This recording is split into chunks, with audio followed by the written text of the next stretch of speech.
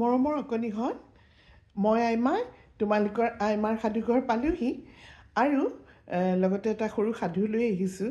তাৰ আগতে বাৰু সুধোচোন, তোমালোকে এতিয়া কি কৰি আছা? কিতাপৰ টেবুলত আছানে বাৰু?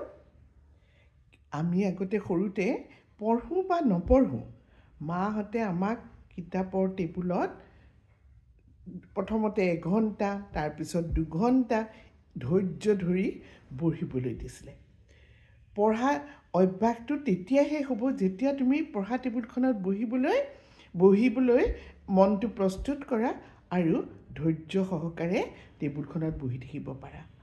কিছুমান ল'ৰা ছোৱালী কি কৰে, মিনিটে পানী খাবলৈ উঠি গ'ল, আকৌ মিনিটে কিবা চাবলৈ উঠি গ'ল। তেনেকৈ নহয়, প্ৰথমতে একেৰাহে কিমান দেৰি তুমি টেবুলখনত বহিব পাৰা সেই অভ্যাসটো কৰিব লাগে। এতিয়াৰ পৰা যদি অভ্যাস কৰা, তেতিয়াহে পঢ়া টেবুলখনত বহি থকাৰ অভ্যাস এটা ডাঙৰলৈকে থাকিব। নহ'লে কি হয় জানা, এতিয়াতো সৰু হৈ আছা, সৰু হ'লে নম্বৰ বেছি পাবলৈও ভাল। নম্বৰ বহুত পালে তোমালোকে ভাবি ল'লা যে মই চব জানো। কিন্তু ডাঙৰ হৈ অহাৰ লগে লগে পঢ়াৰ যেতিয়া বুজা বাঢ়ি যাব, তেতিয়া তোমালোকৰ সেই যে ধৈৰ্য সহকাৰে বহা অভ্যাসটো নহ'ল, তাৰ কাৰণে পিছত পস্তাব লাগিব। বেছি দেৰি বহি থাকিব নোৱাৰে বহুতেই। কিন্তু অভ্যাস কৰিলে সকলোৱেই সম্ভৱ হয়, হয়নে? আজিৰ পৰা চেষ্টা কৰিবাচোন, এটা সময় বান্ধি ল'বা যে মই ইমানখিনিৰ পৰা ইমানখিনিৰ ভিতৰত অংক, ইংৰাজী বা যিখিনি তোমালোকৰ ঘৰত কৰিবলগীয়া কাম আছে, মন দি কৰিম বুলি এটা প্ৰতিজ্ঞা কৰা, হ'বনে? তেহে পঢ়াৰ ধৈৰ্য হ'ব। ঠিক আছে, মই এতিয়া এটা অকণমানি সাধুকে কওঁ দিয়া। সাধুটো কাৰ জানা? এটা পলু দেখিছা নহয়?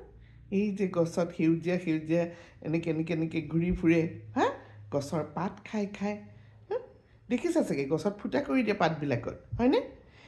সেই পলু এটাই এদিন গছৰ কুমলীয়া পাতবিলাক খাই এডাল গছৰ ডাল তহিলং কৰি দিলে আৰু তাৰ পেটটো গেৰেলা লাগিলে, আৰু সেই গেৰেলা পেটটোৰে সি লৰচৰ কৰিব নোৱাৰা হ'ল। আৰু যিহেতু তেতিয়া ঠাণ্ডা দিন আছিলে, তাৰ গাত ধুনীয়া ৰ'দ পৰাত সি একদম গছৰ ডালতে মূৰটো পেলাই আৰাম কৰিবলৈ ধৰিলে। হঠাতে তাৰ চকু মাটিত পৰিল। দেখিলে এটা ধুনীয়া ভাটৌ পোৱালি তাতে মৰি পেলাই তাতে পৰি আছে, আৰু তাৰ চকুকেইটা ঢেলপঙা দি মেল খাই আছে, মুখখনো মেল খাই আছে। তাৰ কিন্তু গাৰ যিবিলাক পাখি আছিলে, ধুনীয়া সেউজীয়া ৰংটো ইতিমধ্যে নাইকিয়াই হৈছে, লেতেৰা এটা ৰং গাত আৰম্ভ হৈছে। ইমান আপচুজনি হৈ গ'ল এই ধুনীয়া ভাটৌ চৰাইজনী। বৰ দুখ লাগিলে, আৰু পলুটোৱে দুখ মনেৰে তালৈকে সেই গছৰ ডালৰ পৰা চাই আছিলে। তেনেতে তাৰ চকু গ'ল 2টা গোপৰুৱা দেখিছানে? ভোমোৰাৰ নিচিনা গোবৰুৱা আছে, গোবৰুৱাই এই লেতেৰা বস্তু খুচৰে।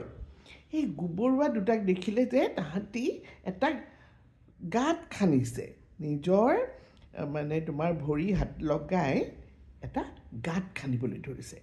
গাঁত খান্দোতে মাটিত এটা সঁচাকৈ ডাঙৰ গাঁত হৈ পৰিল, আৰু গোবৰুৱাকেইটাই ঠেলি সেই চৰাইজনী, সেই অকণমানি তোমাৰ ভাটৌ চৰাইজনীক গাঁতটোৰ ভিতৰলৈ সুমুৱাই দিলে।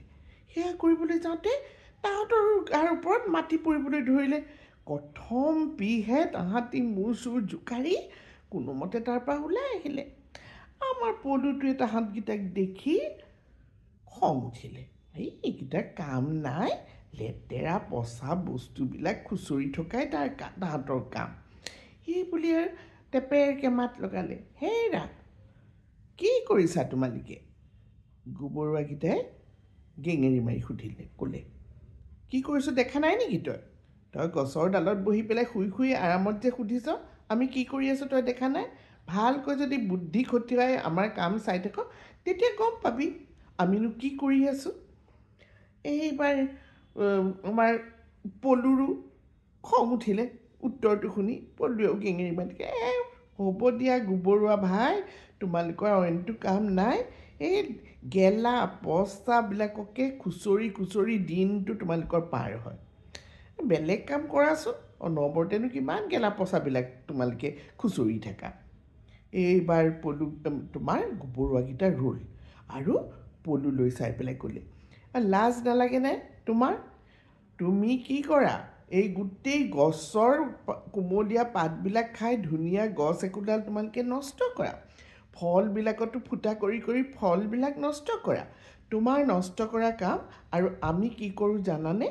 আমি এই পৃথিৱীৰ গেলা পচাবিলাক মাটি দি ঢাকি থৈ আমি বতাহ বা বায়ু আমি প্ৰদূষণমুক্ত কৰোঁ, যাতে সকলো প্ৰাণীয়ে ভালকৈ ভাল বিশুদ্ধ বতাহ সেৱন কৰিব পাৰে। কিন্তু তুমি কি বুজিবা? তুমি গেৰেলাটো হৈ পেলাই তোমাৰ কাম নাই দিনভৰ এয়াকে কাম কৰা, গতিকে আমি কৰা শ্ৰমৰ কথা তুমি বুজি নাপাবা। এইবাৰ পলুটোৱে আকৌ ক'লে, কিনো বৰ ডাঙৰ কামটো কৰা? কৈছে, কিনো আমি বৰ ডাঙৰ কামটো কৰোঁ? বৰ ডাঙৰ কাম নকৰোঁ, কিন্তু সৰু কামেৰেই আমি সমাজৰ, আমি পৃথিৱীৰ কাৰণে কিবা এটা কাম কৰি আছোঁ। তুমিনো কি কাম কৰিছা? আমিতো দেখিয়ে আছোঁ। গতিকে আমাক ইটিকিং কৰাৰ আগতে তুমিও ভাবি চাবা, তুমিনো সমাজলৈ কি বতৰা দিছা, তুমিনো সমাজৰ বাবে কি কাম কৰিছা, তাৰ দৃষ্টান্ত বা তাৰ এটা দেখুৱালেহে আমি গম পাম। গতিকে লোকৰ কথাত মিছাতে টেপেৰ টেপেৰকৈ মাতি আনৰ কামক ইটিকিং নকৰিবা। তুমি সেই গেৰেলা দি তাতেই পৰি থাকা, আমি আমাৰ কাম কৰোঁ, কাৰণ তোমাৰ লগত, তোমাৰ নিচিনা এটা আৰামী জীৱৰ লগত আমাৰ একো কাম নাই, আমাৰ বহুত কাম আছে, আমি সেয়া কাম কৰিবলৈ যাওঁ। এই বুলি ভোঁ ভোঁ ভোঁ ভোঁ এৰোপ্লেন চলাৰ নিচিনাকৈ ভোমোৰাকেইটা উৰি উৰি উৰি উৰি আকৌ বেয়া বস্তুৰ বিচাৰি উৰি গুচি গ'ল। ইপিনে আমাৰ বপুৰা পলুটোৱে তেতিয়াহে গালৈ সম্বিত আহিল, হয়তো মইনো মিছাকৈ কেলেই ইটিকিং কৰিলোঁ। আৰু পলুৱে ভাবিলে, নাই নাই নাই, আজিৰ পৰা আমি কাৰো কামৰ কথা কেতিয়াও বেয়াকৈ নকওঁ, সকলোৰে নিজা নিজা কাম আছে, সেই কামহে কৰিব লাগে।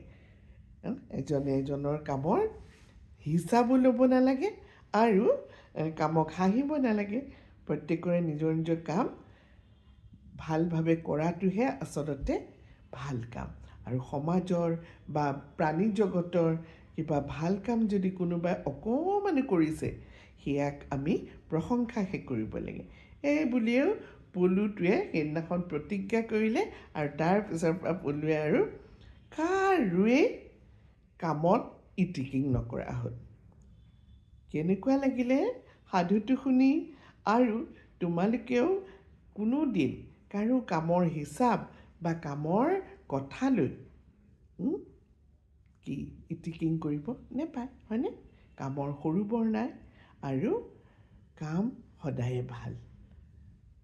ঠিক আছে মইনাহঁত, এতিয়াৰ কাৰণে মই আইমা বিদায় লৈছোঁ, হ'বনে? মই কিন্তু এবাৰ বাই বাই ক'ম দেই, বাই বাই, বাই বাই।